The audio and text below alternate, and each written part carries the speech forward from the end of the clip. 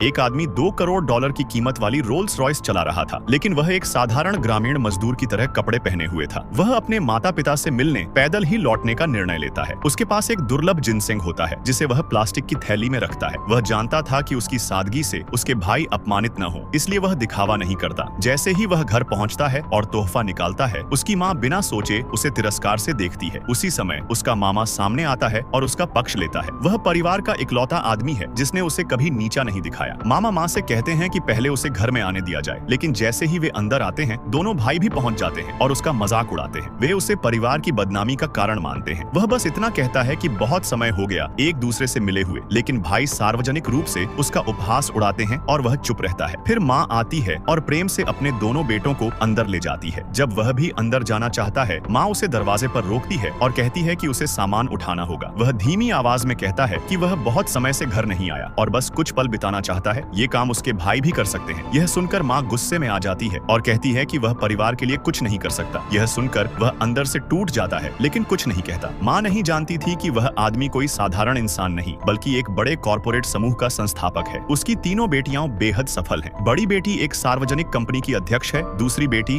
अंतरराष्ट्रीय rally champion है और सबसे छोटी देश की प्रसिद्ध अभिनेत्री है। तीनों बेटियां उसे शहर ले जाकर नया साल मनाना चाहती थी, लेकिन उन्हें पता चला कि वह पहले ही गाँव लौट आया है अपनी माँ का जन्मदिन मनाने। यह जानकर तीनों बहनें तुरंत गांव के लिए रवाना होती हैं। इस बीच वह माँ की बात मानकर सामान उठाता है। तभी मामा उसे एक तरफ ले जाते हैं। मामा को लगता है कि उसका शहर में गुजारा नहीं हो रहा होगा और उसके पास माँ को देने के लिए कुछ नहीं होगा, इसलिए वह उसे पैसे और एक उपहार देते हैं, लेकिन वह इनकार कर देता है। वह कहता है कि जो जिनसेंग उसने लाया है वह सबसे अच्छा तोहफा है, सिर्फ पैकिंग बदली है ताकि भाइयों को बुरा न लगे। मामा को लगता है कि वह अपनी प्रतिष्ठा को लेकर झिझक रहा है और जबरन उपहार उसके हाथ में पकड़ा देते हैं। उसी वक्त तीसरा भाई उन्हें देख लेता है और उपहार छीन लेता है। फिर वह जोर जोर से चिल्लाकर सबको बुलाता है। मामा समझाने की कोशिश करते हैं, लेकिन दोनों भाई उनकी बात नहीं सुनते और उसे सबके सामने शर्मिंदा करने लगते हैं। वे मामा पर पक्षपात का आरोप लगाते हैं और उपहार को अपने द्वारा लाया हुआ बताने की कोशिश करते हैं। वह कहता है कि मामा को उस पर दया आती है, इसलिए उन्होंने उपहार दिया, लेकिन तीसरा भाई कहता है कि उसे कोई हक नहीं है कि वह माँ को कुछ दे। दूसरा भाई ठंडी हंसी हंसता है और कहता है कि मामा एक ऐसे किसान का पक्ष ले रहे हैं जो 10 साल से घर नहीं लौटा। यह सुनकर उसका चेहरा सख्त हो जाता है। अब वह और सहन नहीं कर सकता। वह कहता है कि सब एक ही परिवार है, इस तरह फर्क नहीं किया जाना चाहिए। लेकिन दूसरा भाई कहता है कि वह जीवन में कुछ भी हासिल नहीं कर सका। मामा बात संभालते हुए कहते हैं कि उपहार उनके पास है तो वे ही तय करेंगे कि वह किसे देंगे। यह सुनकर दूसरा भाई गुस्से से कहता है कि वह भिखारी को उपहार दे देगा, लेकिन उसे नहीं। यह सुनकर वह आदमी भीतर तक आहत होता है। उसे कभी उम्मीद नहीं थी कि उसके अपने भाई उसे इतना तिरस्कृत करेंगे और उसी क्षण वह तय कर लेता है कि अब वह चुप नहीं रहेगा।